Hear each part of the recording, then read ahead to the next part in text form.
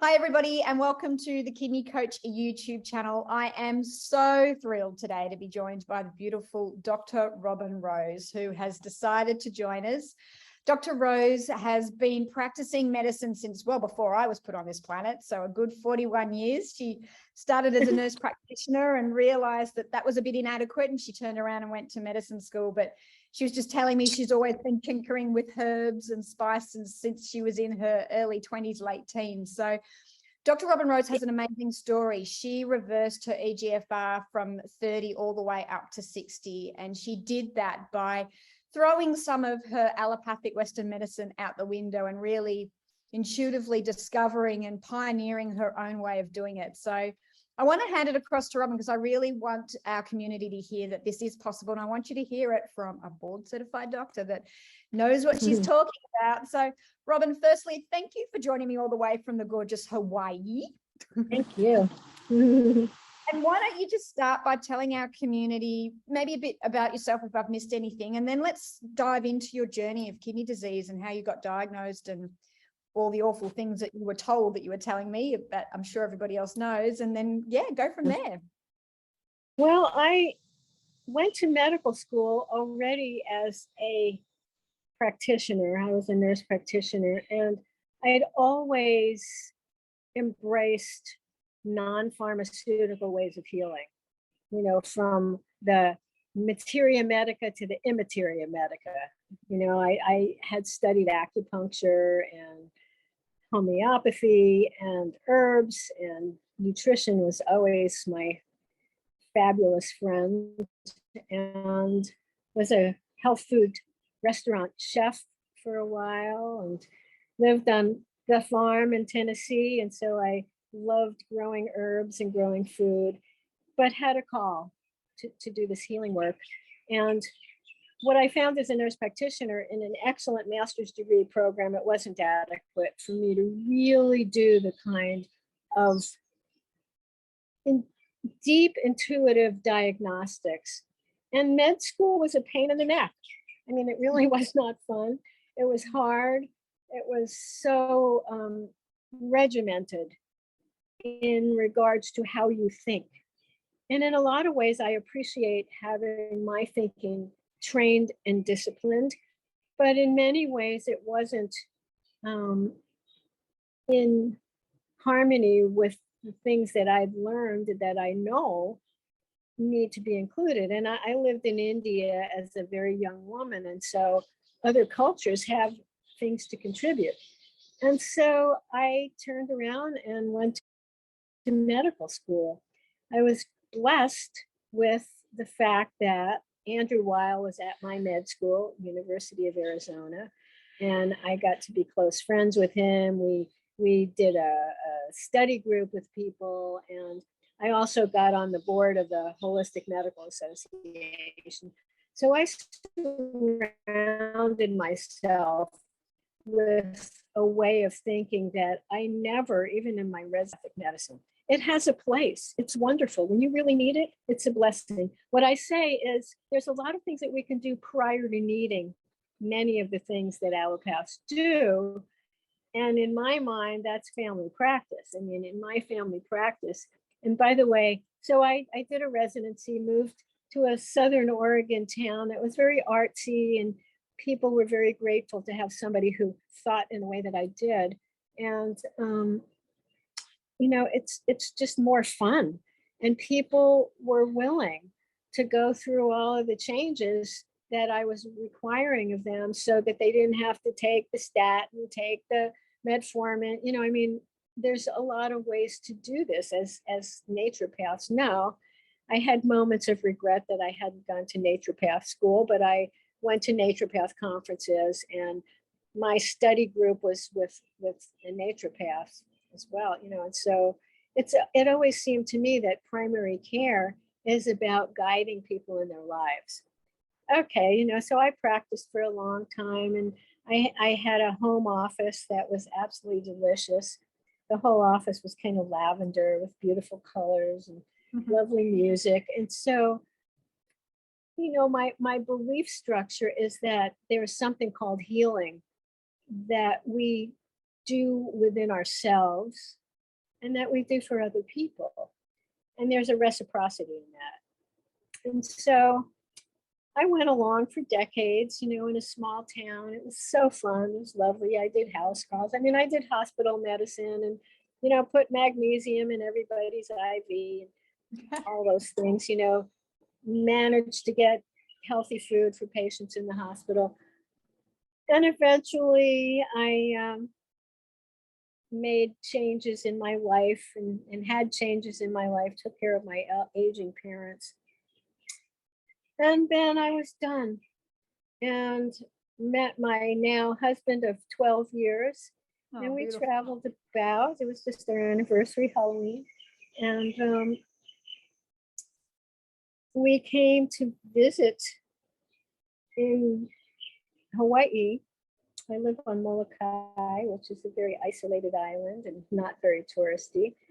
And we rented a house for 5 months just to see how it would feel to be here. And I got what I assume was norovirus. I got very sick. And I was like, I'm not going to the hospital because I heard terrible things about the hospital here. I've changed my mind. They do okay. But at that point, I was like, nah. So we were doing homeopathics and doing acupuncture, and I got better, but I never was well after that. We went back to Oregon because we bought this wonderful place right on the beach overlooking Maui. And 4th of July parade, all of a sudden the stimulus of this incredible artistic Ashland, Oregon 4th of July put me into a crazed state. And I realized something's really wrong with me.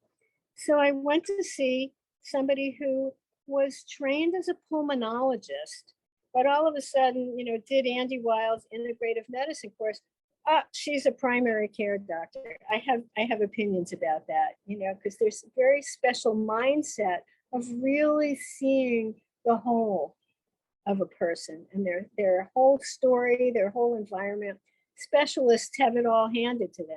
They know the diagnosis, they focus on that. It's not like that in primary care, really. So the bad news is I had been spiking blood pressures like scary high, 200 over 110, kind of scary blood pressure. And my baseline was more like 100 over 50. So I went to see this woman who went over her head, unfortunately. And she actually, I do this pantomime of this because it was absurd.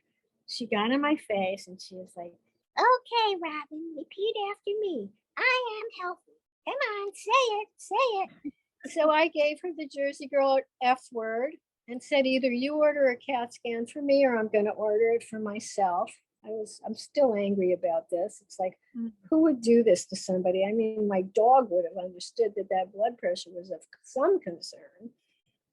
And off I went to get a CAT scan. And of course, I knew I wasn't going to hear from her promptly. So I called the radiologist myself and said, so Joe, what's it look like? And he was like, At which point I thought I had an adrenal tumor, is what I was thinking, a benign tumor.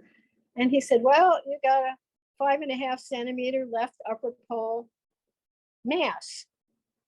And I said, that's a malignancy, yeah? And he's like, yeah.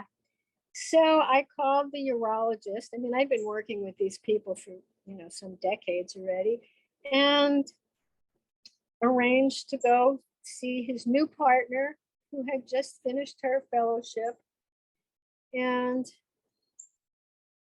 several days later, the repeat after me doctor called me and I said, thanks anyway, I got it all arranged without you. It's like when a result like this happens, you don't wait 3 days. Sorry, lady, learn how to do primary care, go back to the hospital. So anyway, I ended up having a nephrectomy. I was very clear. Spent a long time in advance doing hypnotherapy, and I did a lot of, I did all the stuff that I told other people, supplements and blah, blah, blah. Had this nephrectomy. It went well as you could expect. And 3 weeks later, I came here to this incredibly beautiful place. And 3 months later, went back to Oregon to do a follow-up, to do a follow-up scan, and found out my GFR was 30. When, the promo is, you can live with one kidney, you are fine. Well, actually, as the story will go on, I've done an enormous amount of research. I've basically become an expert in early kidney disease as a result.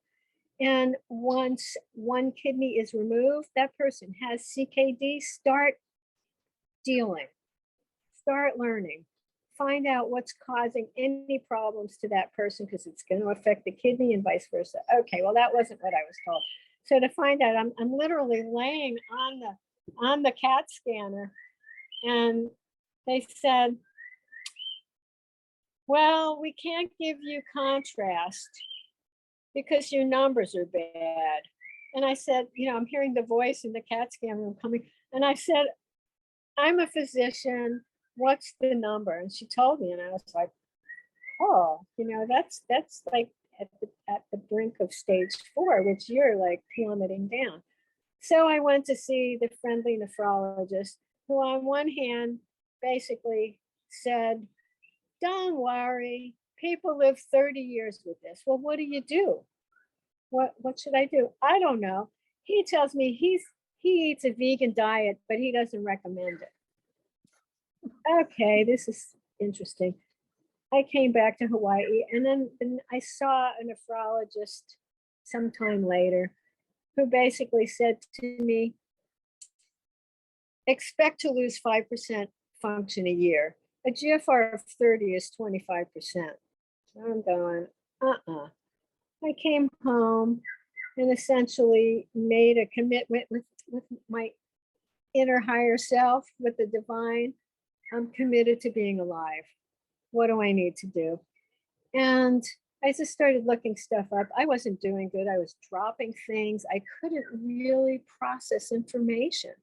Nobody had bothered to tell me that there's a whole array of things that even mild CKD can offer. Nothing. Oh, nobody has symptoms. And I was laying on my couch, kind of desperate. And I started basically praying for somebody who knew more about this than I did.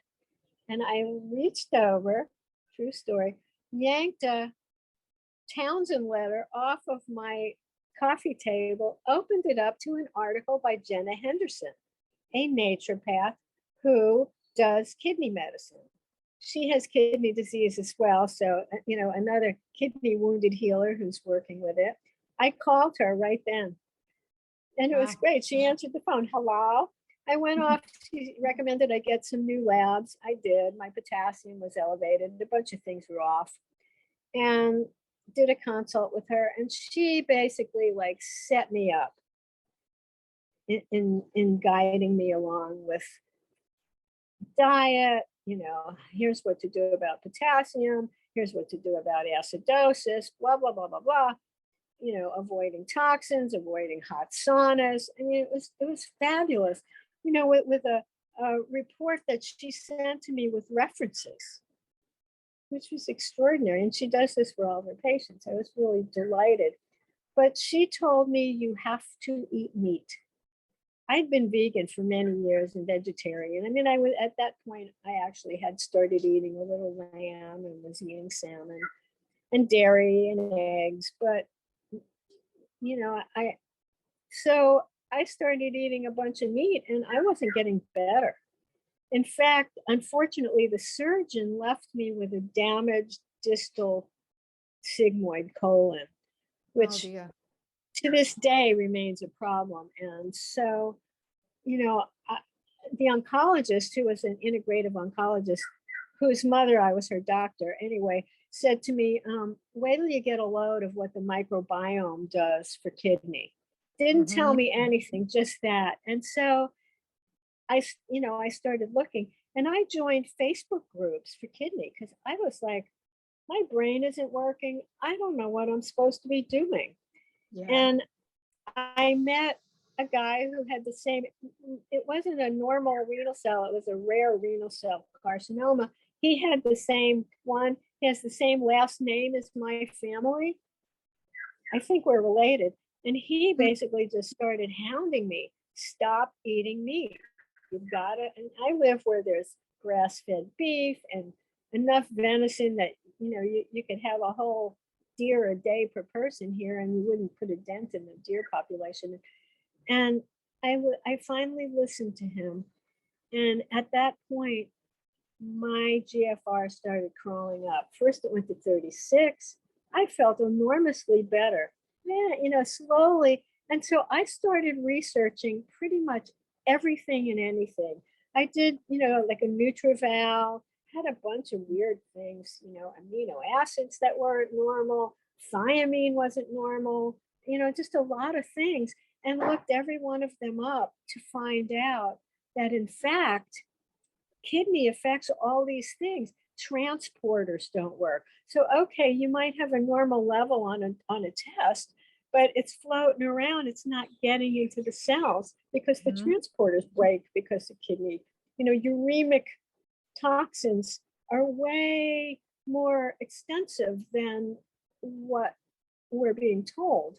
And, a lot of things. So, I only do organic food because pesticides are known to hurt kidney. I stopped cleaning my house with things that were toxic. I swabbed off a bunch of cosmetic stuff. We started making our own soap and shampoo. Fermented food, huge. So my husband, who actually is a RN who owned and taught at massage schools in the Northwest in America, took this on. He's become like a master fermenter. And so, there's just a lot of things to know about. I ran into Acacia Senegal, which is a powder that is a binder, and it swabs up uremic toxins in the bowel and enhances butyrate. Okay, that's still in what I cook. It's in my tea. It doesn't taste bad. It just dissolves. And so, slowly I started adding things. I was adding magnesium because my mag was low, selenium. I'm eating, eating my Brazil nuts. My thiamine was low. I started taking 100 milligrams a day, normalized a lot of things. And slowly over time, it started wiggling up. I was in the 40s. And I was like, what? But I was accumulating cardiorenal problems. My blood pressure, actually now I take a blood pressure medicine, plus AGE, plus, Endocalix, and, so, but it's real, prolonged kidney disease that you just neglect. Like, you and I have been talking about Klotho and FGF23. Well, phosphorus is a problem in kidney disease, and dang it, it's neglected until too late. And here's the issue that I discovered: it doesn't rise early, but in the normal range, it is already causing damage. Taking calcium out of bones and putting them in arteries, bad mix. And so, we know there's metabolic bone disease and atherosclerosis, and cardiorenal disease is known. Most people die of heart disease with kidney. They don't die of kidney. The statistics are dramatic, and so what I started putting together this kind of tree of life thing: diet, exercise, sleep, hydration, stress, toxins, social, occupational stuff, and those have to get dealt with. It's amazing how many people sleep poorly, and it makes a difference. You don't make melatonin with kidney disease. Okay, take it. Well, slowly it was impressive, because I was scared. I live in Timbuktu, it's like, what am I going to do if anything happens? And yet it's about motivation. I had to stick with it. I sat here watching my husband eat a plate of beets and started to cry because I wasn't eating beets because of the potassium. Until I got my potassium normalized, I just sacrificed healthy foods that were no longer healthy for me at that moment. You know, I'm eating white rice. Are you kidding me? You know, I was like the brown rice queen for decades. Brown rice is higher in phosphorus. You know, I eat egg whites. That's my contribution to eating animals. The dog gets because it's so much higher.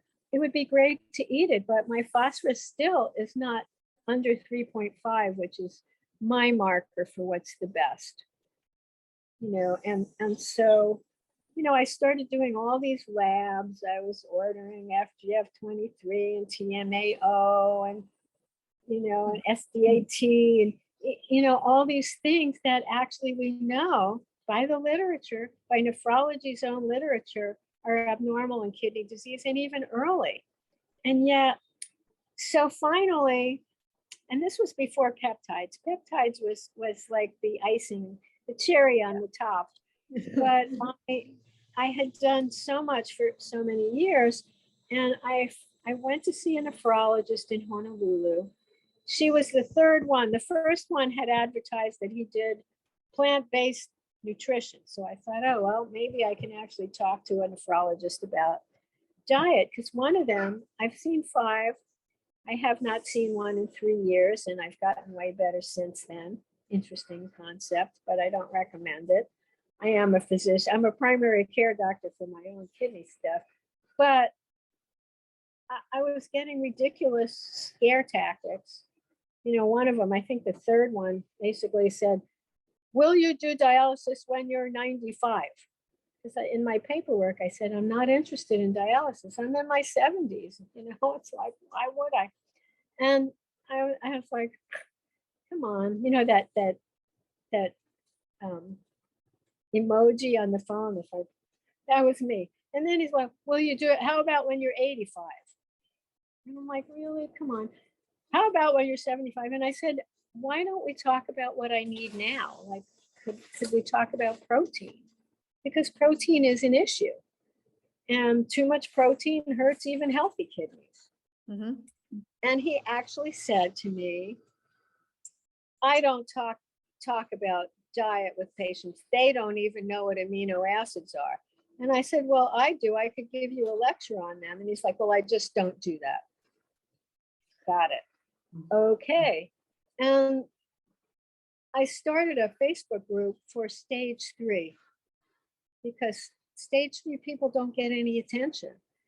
And the last nephrologist I went to finally was, instead of the guy I wanted to see, he was gone. Then the next guy, he was studying with him, but he wasn't available. He was gone. So I got number 3, this little Filipino woman who walks in. I'd sent beautiful records, obviously in advance. She hadn't looked at them. So she comes in and does this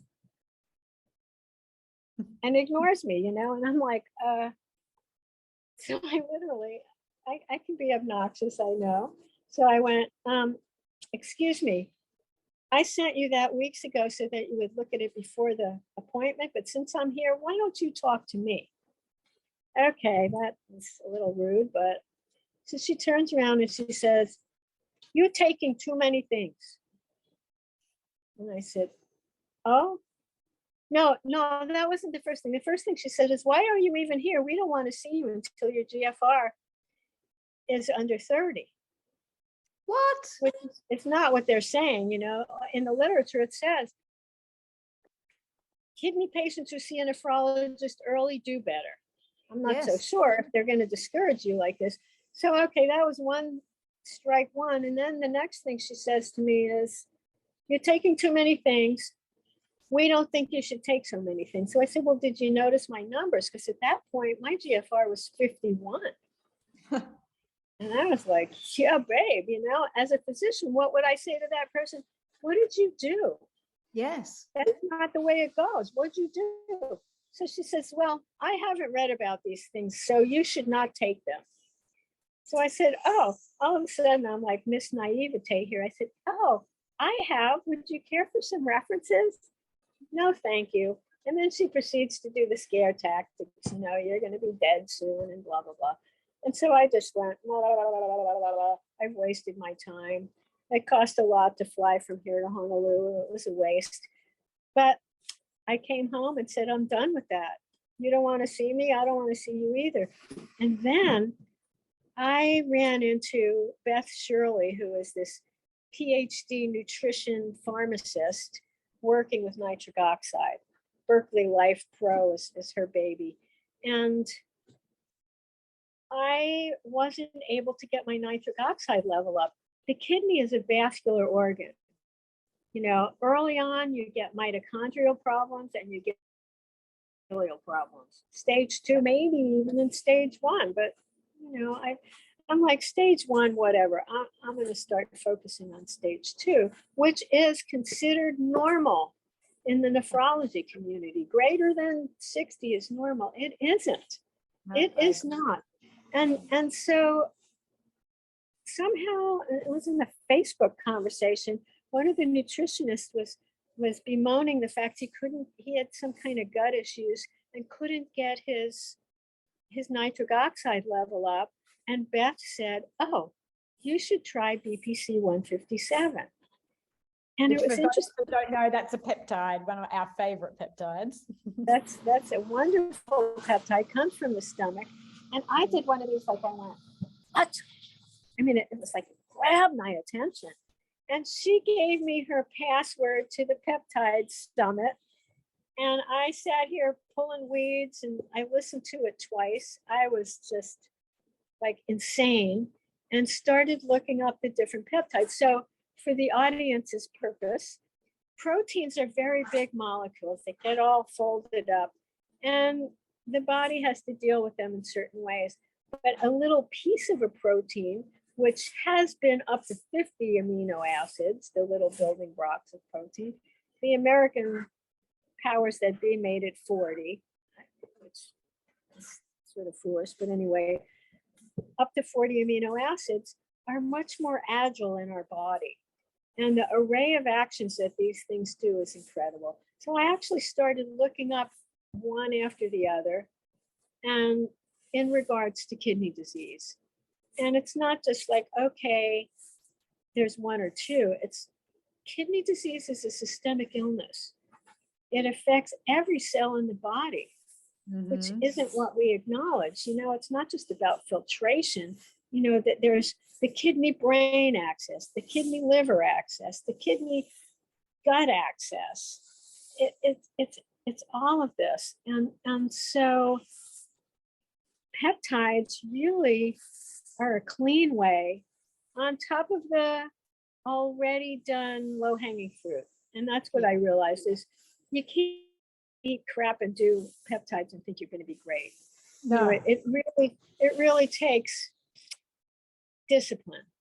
it does. To find a diet and find somebody to help you, you know, for people who aren't, you know, walking around with several degrees, it's challenging. And yet it's not that complicated. You know, organic food matters. I don't want to eat chemicals that are going to cause leaky gut. Leaky gut, get a load of what the microbiome does for kidney, opens to chemicals that you ought to poop out going right into the bloodstream. And if kidney is weakened, it adds to the inflammation. Inflammation in kidney causes scarring.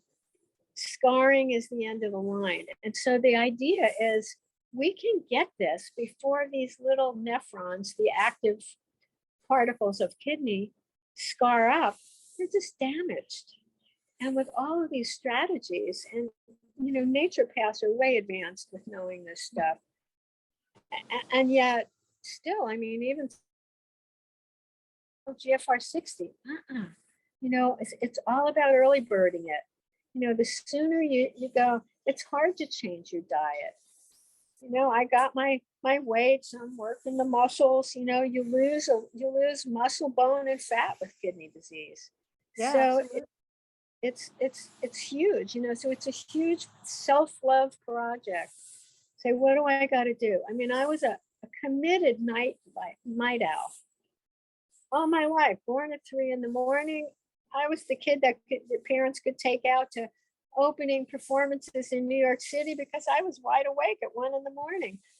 And as I learned that the circadian clock is important with kidney disease, now I go to bed at 9:30. I might not go to sleep, but I've changed those habits. Epitalin, wonderful. Another one of our Bioregulator. peptides, if you're wondering what epitalin is. I know. I mean, the peptide thing is like a whole nother realm of awareness for taking care of yourself, both preventively and for treatment. And Yeah. I early on, I found out about pilotax.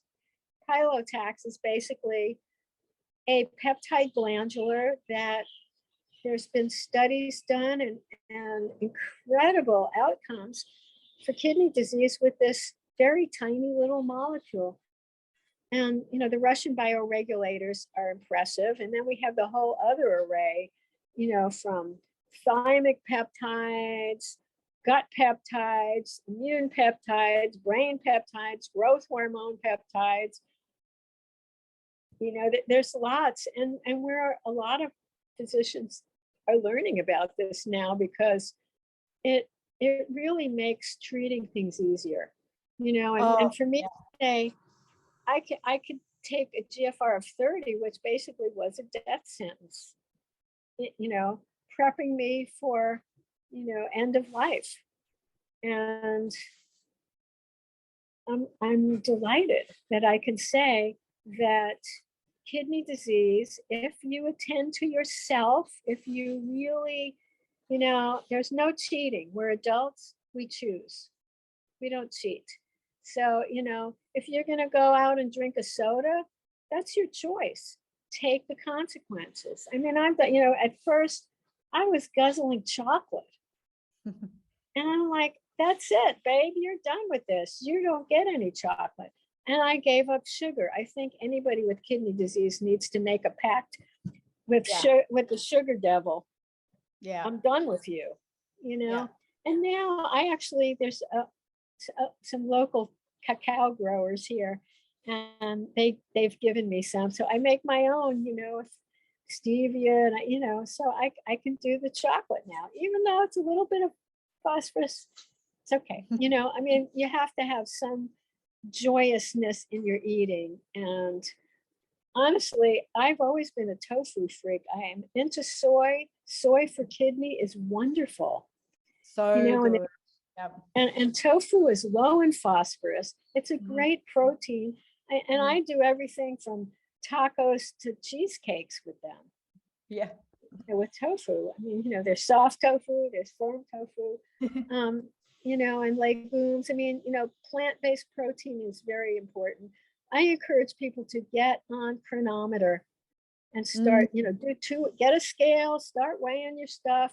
You have no idea. I think doctors need to do this. I was blown away with, I found out that half of my protein came from things I didn't think were protein foods. So, if and lowering protein really does make a difference. I was accused of, you're just doing allopathic stuff. Nitrogen is a hazard with kidney. Kidney struggles with it. And so, there's formulas, 0.6 to 0.8 grams of protein per kilogram of optimal weight. Yep. You figure out your kilograms. Well, Australians do kilograms, don't they? Yeah, we do. So that's easier. You have to tell Americans, okay, divide by 2. And so, you can basically take charge of your own protein. And I didn't realize white rice has protein as much as it does, not as much as you need. You can't eat white rice and get enough to keep your muscles and bones together, but it adds up. And so when I thought, oh, cool, I'm just doing, the 0.8, it was more like 1.1. Wow. Got it. Does make back a difference. down. Yeah. And so, it's really just self-love. Like, I love myself enough to want to feel good. I love my family enough to want to feel good enough to engage without being a sick, cranky person. And see, I love that point. I think I want to circle back to a few things. Like, you said some really key things in there that I think people need to Yeah, hear again. thank you. Number one is you need to love yourself enough to be the disciplined and follow through. Like that's a real takeaway for me. And I think that's something we always say to our community, because you can't the other thing I want to come back to is you didn't hand your power over to anyone. You took that back. And a lot of our community struggles with that. In fact, we had a question on our Facebook page this morning about wanting to take a tea that we recommend, but their nephrologist saying no. So for the people out there that are really struggling with nephrologists that say exactly what you were told, diet won't make a difference, we don't educate about diet, you're on all these supplements, how would you recommend people advocate for themselves? Because this is an issue we hear about all the time. I know it's challenging. I spoke with a nephrologist yesterday, not as a patient, as a colleague, and there's so much in the nephrology literature supporting what I do. That's how I found out, because I was scared of everything and I wanted validation.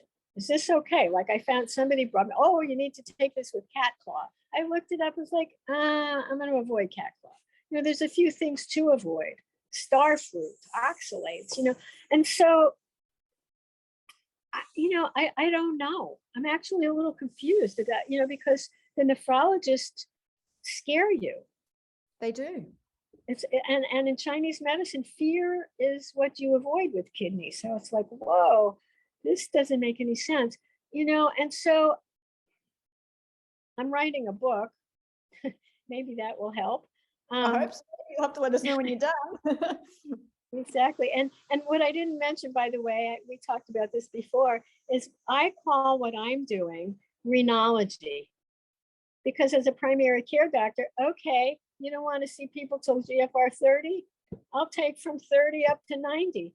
And Renology is the art and clinical science of kidney success, turning vicious cycles into precious cycles.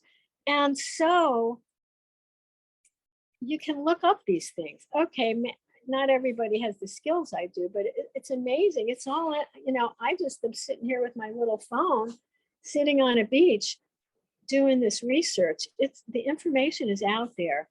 And, it's confounding because, my patients would come and tell me stuff that they wouldn't tell the specialist they saw.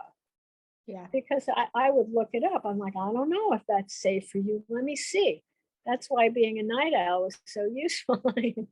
I'd sit there 1 a.m. looking up what somebody was taking that I didn't know.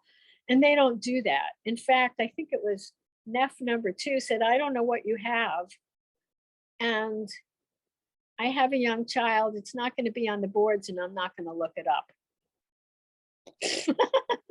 All right. So do you think partly it comes back to loving yourself enough to trust yourself and to be able to sometimes just ignore what your nephrologist is saying if you found information backed up enough, whether it's in our program or something like your book, where you've got people that have done the other research? Because all our research, again, comes from nephrology journals. When we're looking at like what herbs, they're in the Journal of Renology. It's just your nephrologist never come across it. We're not making stuff up here. CoQ10, I had this big argument with the doctor about it. I'm like, it was in the Journal of Nephrology. I'm not making this up. It's well known that it protects the kidneys. I know. And so, as I said, I was basically told, like, I'm doing, my computer doesn't even work anymore. It's so clogged with all this stuff. And so, I don't know, because I don't think it's a healthy life to be lying to your doctor or basically saying, to hell with you, I'm not going to listen, because, that's weird. And yet, at a level, what do you do? I basically find someone. Do you just have to find someone that will work with you? Exactly. And that's why I decided not to be retired, so that I can work with doctors. I do consults like peer-to-peer, so a doctor will ask me to look at one of their patients, and sometimes I'll get on a Zoom call, the 3 of us, and chat and maybe email with that person. It's challenging to find someone, and yet there's a growing bunch of nephrology functional dietitians who are kind of learning how to work with the GI tract and doing nutrient testing. And, but that's still a very small cadre.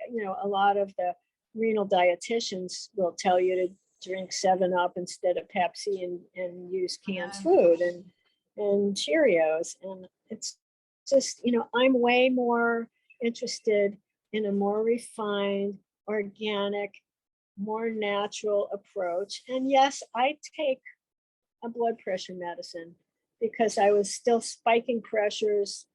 We don't really understand why. Fine, I have it compounded. A lot of medications have silicon dioxide, which Dr. Henderson said avoid like the plague, and titanium dioxide. Well, I pay extra money to get my stuff compounded.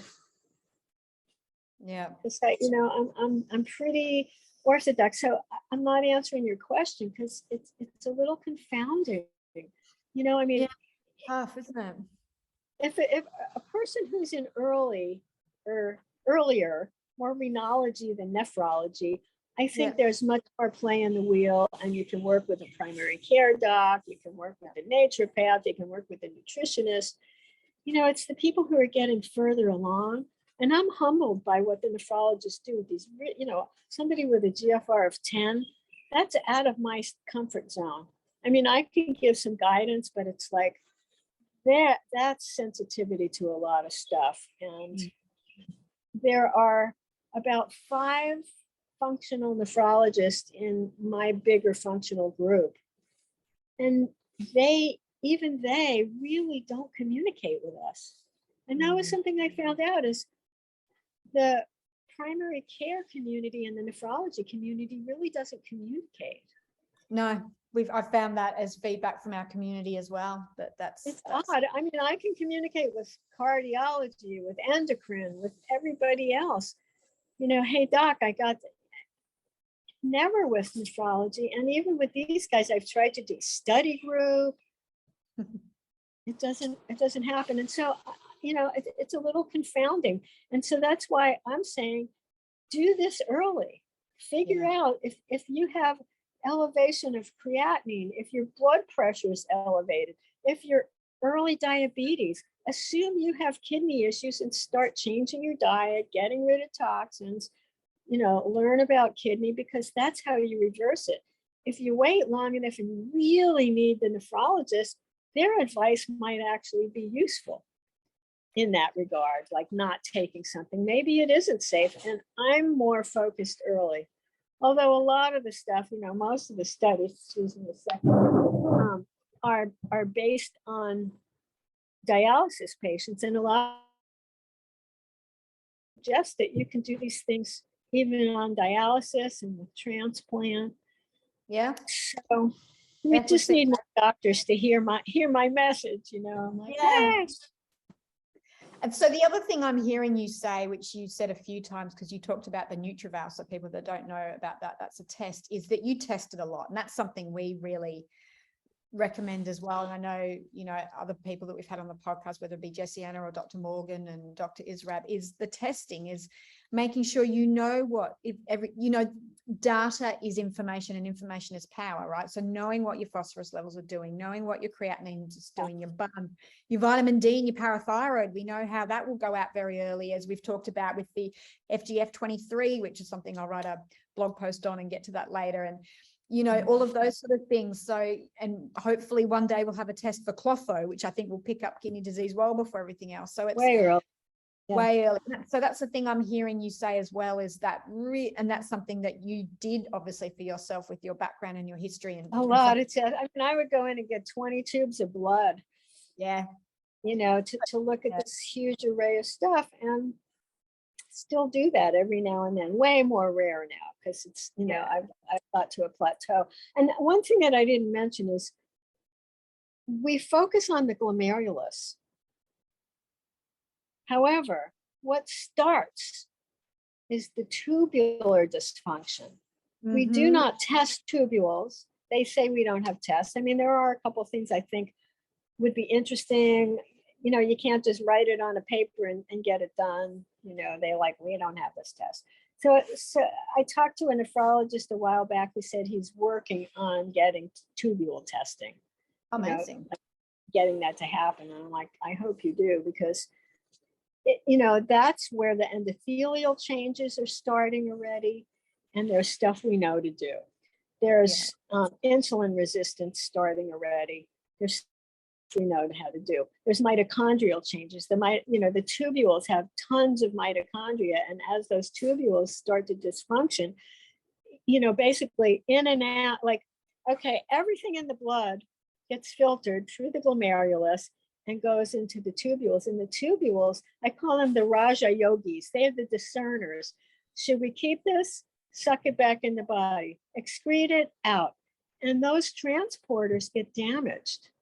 And when those transporters are damaged, things don't go in the right places. Either you're excreting too much or you're absorbing too much. And that's where the tests are interesting, because at least Yeah. Then there's like, what is there to do about this? There are wonderful binders, bentonite is lovely. Acacia senegal is critical for everybody. And charcoal are things that I've used with people. It helps the gut. We know that dysbiosis is 100%. Everybody with kidney disease has gut issues, whether they're aware of them or not. And that's my glyphosate point, is I want people to eat organic. Avoid glyphosate. It's nasty. And God bless it that we can still find food. And, I live on an island where Monsanto has done experimental stuff. Fortunately, the wind blows that way, but I did toxin testing. Heavy metal testing is urgent for people to urge early on, because it's not raw. And environmental as well. And my glyphosate level, which I've been like strictly organic, before I would be like, go eat it. I don't eat other people's food anymore. If I go to a potluck, I bring what I'm going to eat. I don't eat out. It's just kind of a bummer, but it's not worth it to me. I didn't feel good. I couldn't think clearly. I wasn't happy. I'm losing weight, muscles, blah, blah, blah. It's like, it's just food. I'd rather feel good and be happy and be singing a happy song than whining about that I don't feel good. That's the other big point that I think I really took away from what you said. And that was just the autonomy and the power that you took back over your own health. And you can do that. Maybe it's hard with nephrologists and with some things, but you do have power around what you eat. You've got power around how you sleep, what your stress levels are like, how much you exercise, how much light you get during the day, all of those sort of things, which we always talk about with kidney disease. It's a holistic approach. You can do diet and supplement. Sometimes people just want to take our prime in advance, and we're like, the patients that do really well are the patients that do everything. And that's everything you spoke about: diet, mindset, the fear part of it. Like, agree with kidney, Chinese medicine, fear drains qi out of the kidneys, which is energy. They can't heal if you're in fear all the time. And when you've got a chronic disease, you are in fear. So it's, it's looking at all of that sort of stuff. And I think that was the other big takeaway that I took from you. And, my understanding of why your numbers improved so much was that self-autonomy and power that you took back to yourself to treat yourself holistically. I think, that's just so important for people to hear that message. And then we've got all these amazing other things, and you and I have to have a whole separate talk about peptides, but then we've got all these other amazing medicines that help with that. But you had your structure, your foundation, your essence, your divinity in order, your own house in order. And then when you add those things, then everything starts to happen, right? And I think that's an important thing, because peptides, they call signaling molecules. And what I realize is if it's a soiled terrain, you might be exacerbating the soil. The soiled, it's not okay terrain. It's not the best word to use, because the soil is what we want. But it's like if you're toxic, maybe those peptides are amplifying that. And it's not 100%, but I think it makes it not an allopathic approach. I I mean, agree. go to an allopathy, it doesn't matter whether you're sleeping, eating, whatevering, take this drug, see you. I've done that, I mean, I worked in places where that was required, and I know how to do that. Sometimes that's okay. Sometimes it's what's needed. Mostly, my urgent care visits took a half an hour. I got in trouble for that some place I worked because they're like, "What are you talking about so long?" Well, I cut it off short because there's somebody else waiting. Medicine has become way too streamlined, and every visit really needs to go through all of these things. And what I was told by this nephrologist yesterday is primary care doctors do not have time to do that anymore. And that's kind of pathetic. And it's like, I leaped from my corporate job at a residency. I took 8 months and worked for this, big multi-specialty thing. And it was miserable. I mean, I was told how many seconds I could be with patients. And I was like, mm-mm. And ended up in the office with one of the longtime early functional medicine docs, which was fabulous, and it was like such a relief because to practice medicine well takes time. Yeah. Just to help people feel comfortable to even share who they are takes a little chit chat. And, how's the dog? How's your grandmother? How's your job going? How is your foot again? Now let's talk about what's real. And, and with kidney, it's so complicated. There's uric acid is an issue, parathyroid's an issue, the blood vessels are an issue, liver function, brain function. And not everybody has all of those. And so what I encourage people is learn what your list of abnormals are. Like the guy who encouraged me to quit eating meat and get on the stick, he doesn't have phosphorus issues. Yeah. And he hasn't had potassium issues. I did early on. And what I was told is, well, people with early kidney disease don't have this. And I'm like, well, hello, here I am. I have this, and you're not really being very useful. And so, I realized like every case needs to be personalized. What's the array of your issues? Because there's different approaches. If somebody does have parathyroid, Bonotherc, the bioregulator, is so kidney appropriate. Yeah. I mean, there's just so many ways that we know to do this, and yeah, it can be fun, and that's really, I think, part of it is it's fun to me, and it's fun like telling this doc yesterday, that my GFR went from 30 to 60, and those eyebrows went up. It was like, oh, whether she really gets, like, the reason isn't just because God is great and this just happened. It is very plodding one step at a time. Each abnormal thing in my lab work got attended to. And acidosis is another one. There's 2 ways to deal with, well, there's 3 ways. Plant-based protein is not acidic like animal food.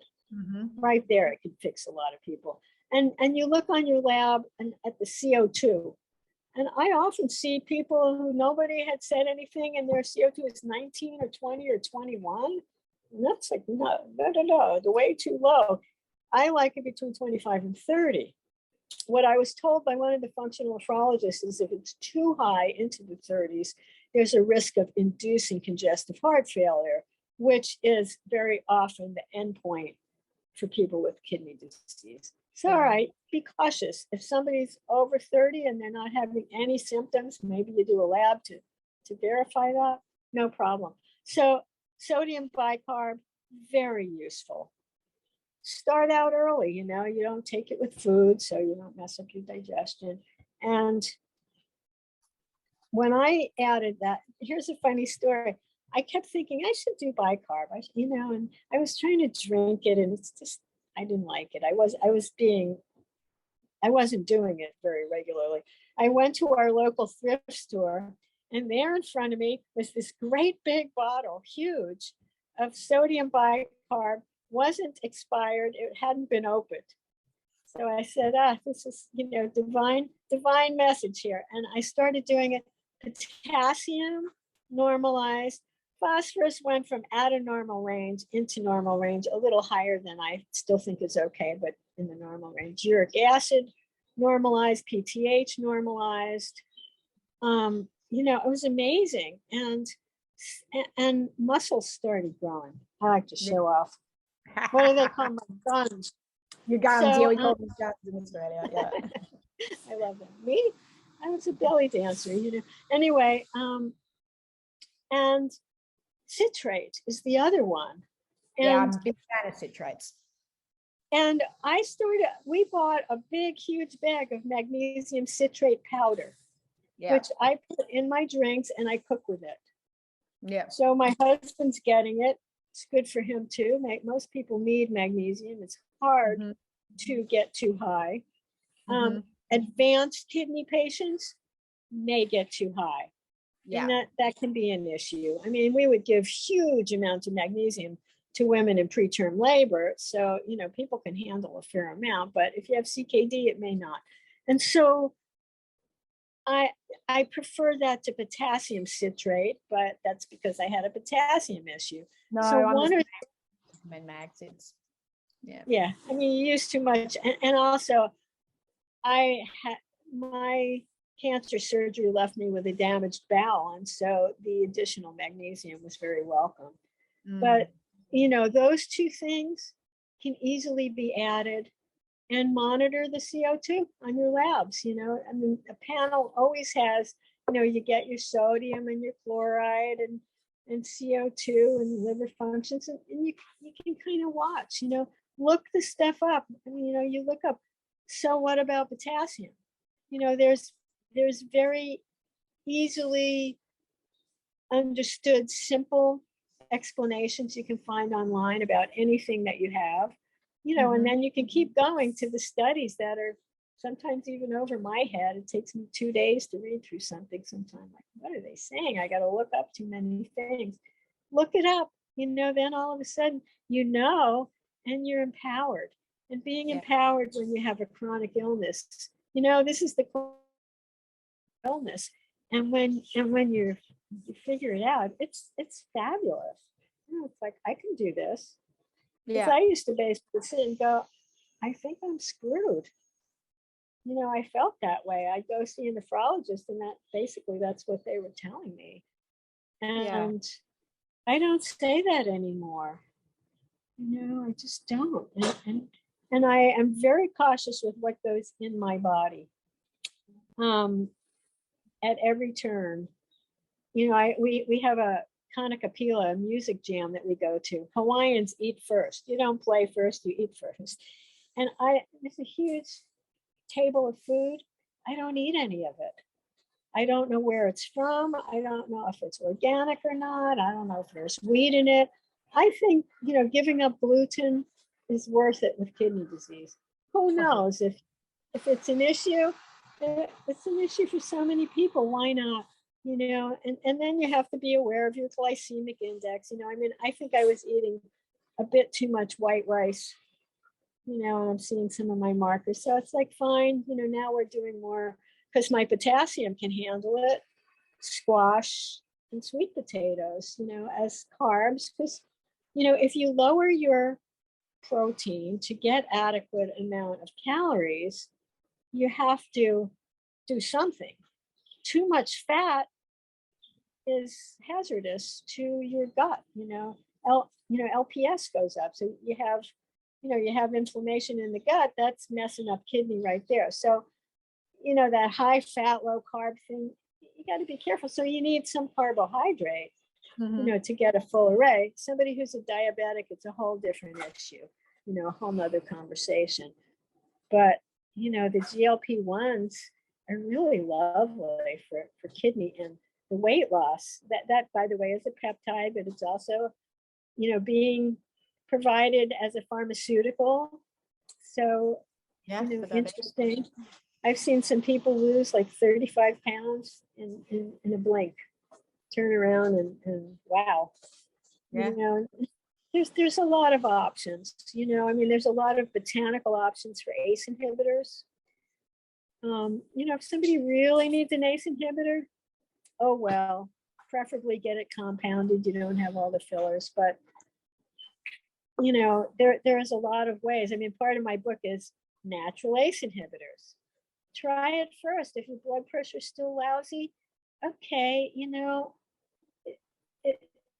it's okay to be a bit eclectic. You know, not everything allopathic is worth throwing out.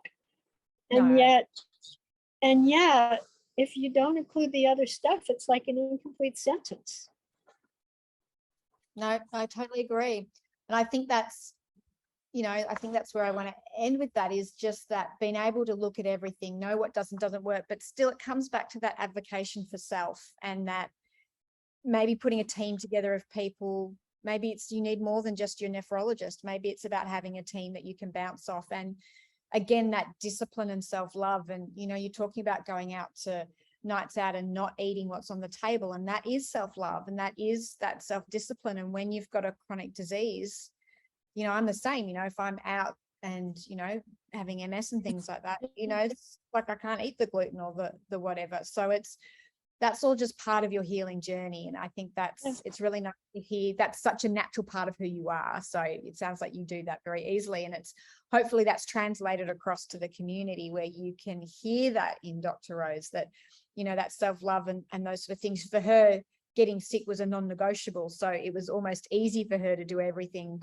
because she made that pact to live. And so I think if you make the same pact with yourself and you tackle it with the same fortitude and knowing that it will, and knowing and trusting that it will make it better. If you knew that all those changes would make it better, why wouldn't you do it? So I really want to thank you for your time and sharing your journey with us. It's I think it's invaluable for people to hear of, you know, someone that has the training that you do, and you managed to do it mostly naturally and with just a little bit of an ACE inhibitor help. But I think everybody's got the same capacity to heal themselves. And the narrative too is that kidney disease is reversible. You can improve eGFR, and that's, Yes. That's the most huge message. Kidney success. Yeah. Renology, kidney success. I mean, you know, victory. Yeah. I can do this. And the message, I can, I will. Yeah. I still use that. I can, I will. Yeah. Because I can do this. And not only I can do it, but am I going to do it? I will do it. I will do it. Yeah. And it's been the biggest blessing for me in this seat, watching people change. You know, like we knew you could reverse kidney disease, but some of the stories we get now of people on diet, like it blows me away. So I don't doubt, I think anything's possible. So Dr. Rose, thank you so much for joining us. I'll put some details below. If anyone wants to contact you or maybe have their nephrologist talk to you, I'll grab your details and pop them in the show notes if you want to share them. You don't have to, but we'll see how that goes. If you want to be notified anytime we have a conversation, we might get Dr. Rose back on to talk all things peptides. I think we need to have that conversation. I know, as I'm evolving this book, because I'm writing a book called Renology Peptides. Oh, well, great. Once you've done that, we're going to promote it and we'll talk all about that. So we'll definitely have you on to talk about that. It's taken a while, but it's happening. Make sure you hit subscribe. If you want to know more about what we do, head to www.kidneycoach.com. Thank you for being part of our community, and we can't wait to talk to you next time. Bye. Thank you.